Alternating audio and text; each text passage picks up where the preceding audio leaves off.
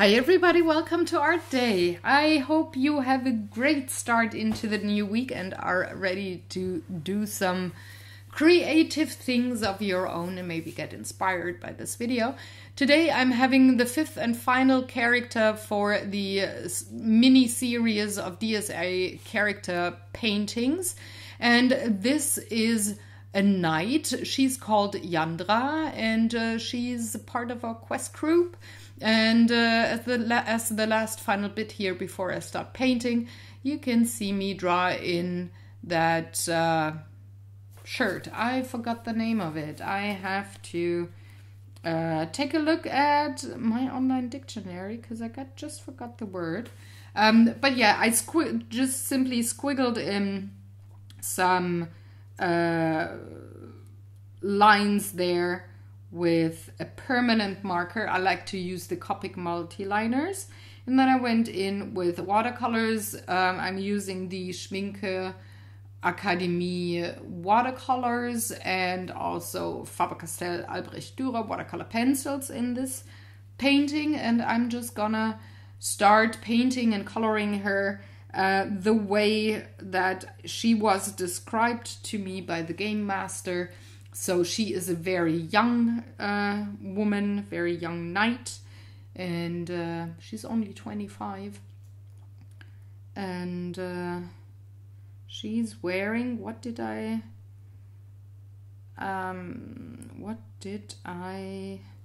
squiggle in?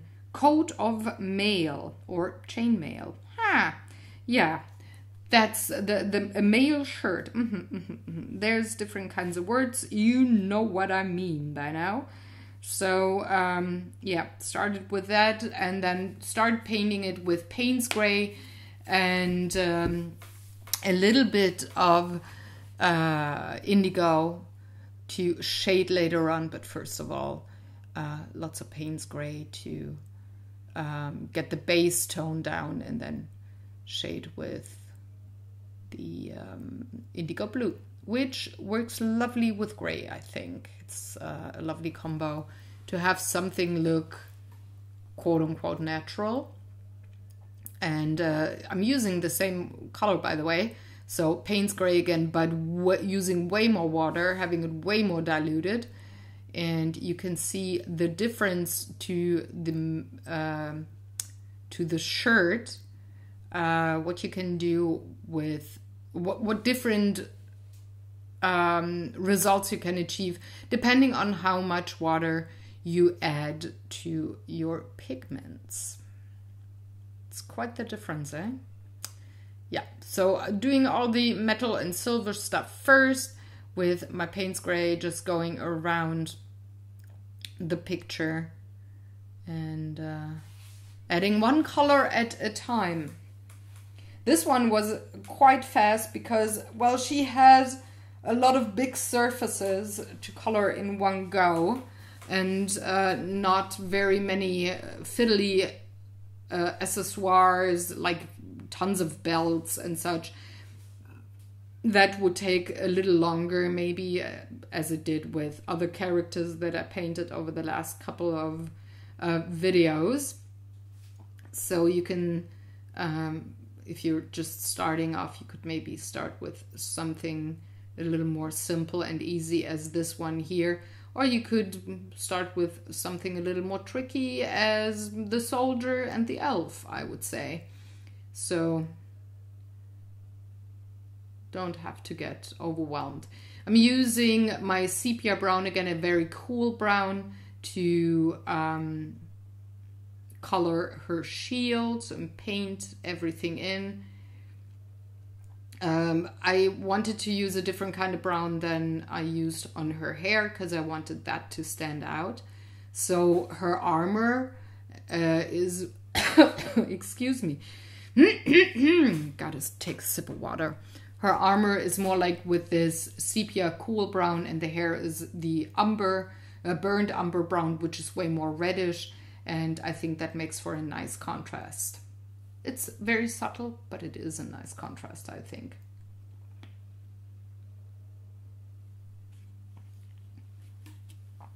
Adding more and more paint to have everything look harmonic and nice and not too blotchy. I like the blotchy look of watercolor, but I like to control the amount of blotchiness depending on the subject that I'm painting or the style that I'm painting in.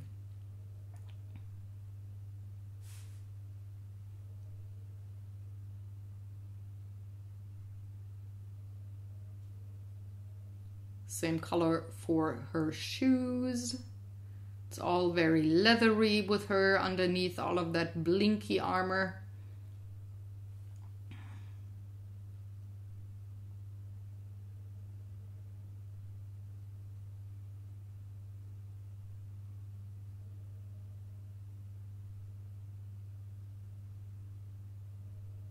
Then slowly but surely moving on to other bits, like for example her gloves, same brown. So I'm pretty much going color by color and adding it where it needs to go instead of going portion of a painting by portion of a painting, if you know what I mean.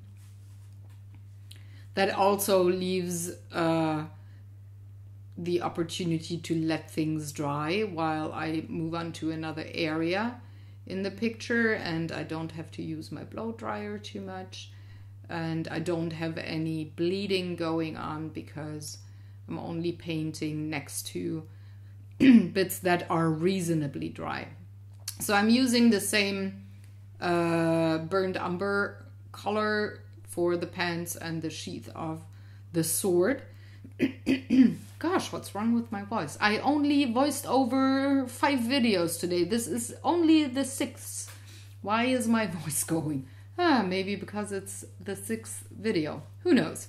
Yeah, but I'm jumping around the painting to not have any bleeding going on and have bits of the painting be reasonably dry when I go in with color, different kind of color, next to something I already painted. So now I'm moving on to the face, doing the skin tones. Again, she is a Caucasian, and she gets quite the light skin tones there. And then moving on to browns and grays for some of the details that I want to add, or deepening some of the shadows and such. I like to use pencils for that to have a little more control, especially on these rather small paintings. Would I have used the whole 30 by 40 centimeter block for one of the characters, I would probably have used the pencils way less and have gone with my watercolor pans from Schminke. But, oh, excuse me, but for these smaller bits, it's actually way easier and therefore more controllable for me to use the pencils and then just liquefy the pigment that I put down. In this case, dark brown and indigo blue, because that's what I like to do, and that rhymes.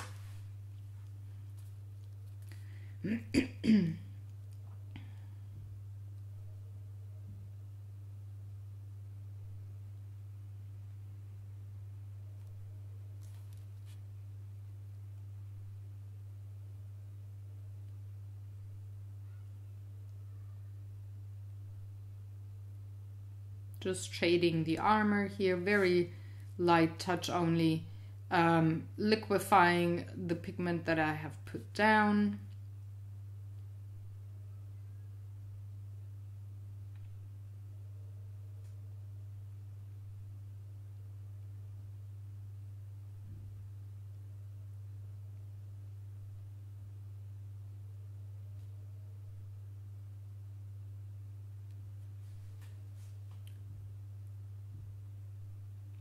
You can see the difference that it makes to put some more color down in certain areas, how it transforms bits and pieces, naturally shades it. It makes it look all in all just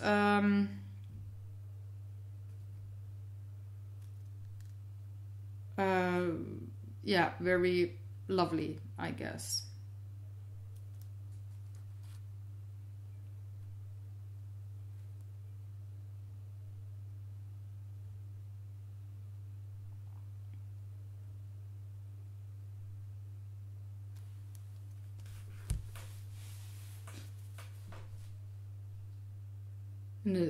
Anything that I put on top here with those shadows, it makes the painting look way less flat. The character way more put together and 3D. So adding layers and layers and layers actually really pays off, especially when you work with watercolors. It's the same thing, like the same principle with other media too, but I think especially with watercolor, it makes a huge difference. So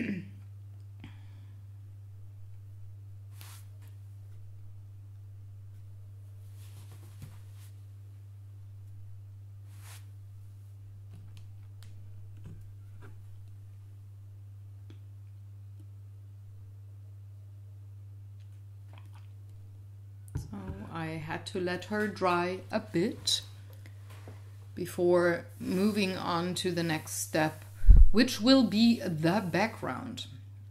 Well, once I have everything liquefied and I'm happy and such, which is the case right now. So on to the background. For her, I went with dark indigo, very diluted with water, because she has a lot of indigo as shading, like visible shading in her clothes and armor. So for example, anything like the armor on the legs, you can definitely see the blue tint. So I wanted to have a color repetition there, and also not go again with a gray background like I did with the Mercenary and the Magician. So I went with a blue instead. Again, have it very diluted with water so that it's not too dark. And the further I go towards the top of the painting, the more water I use. So it's almost like a gradient look. It's very subtle because once those colors are dried, they are way lighter than they are right now. But it sure helps to have a little color variation. Also, she's the only one in our group that has, well, like blue blood. She's not a commoner, and maybe I was inspired to have a little bit like the royal blue, but not have it be the royal blue, if you know what I mean. So yeah, that's why I chose the indigo for her. It also lightens up the armor on the legs in particular, and also the sword, and makes it pop a little more with the rather dark background color in comparison. So I really liked the outcome of that particular background. And then drying everything off and moving on to details. So using gel pens and such to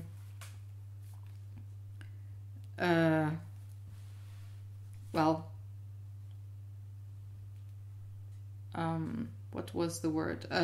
To put in the final details, have a little bit of bling and reflection, but yeah, that's about that for the painting. But I have to paint in the ground she's standing on. I'm using a mixture of Payne's Gray and black to do so. Didn't want to go with the blue. It would have looked weird, I think.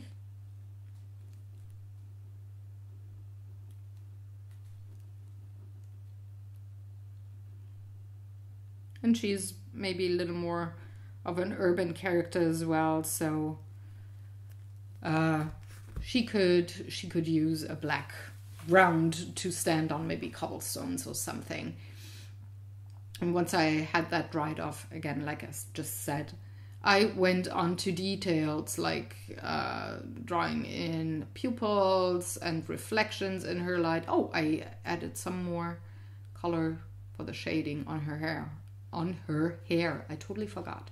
Yeah, it's been a couple of days since I painted this.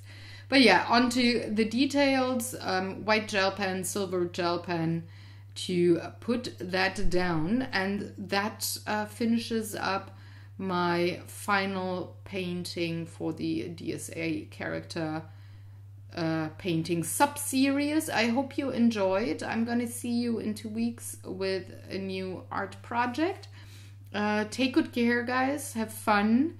And if you have questions or comments, please leave them in the comment section below. And the blog post will be up at 10 a.m. Central European time, listing all the supplies I used today. You can check out the link of the webpage is in the description box below. So feel free, take care, have fun, and I'm going to see you in 2 weeks.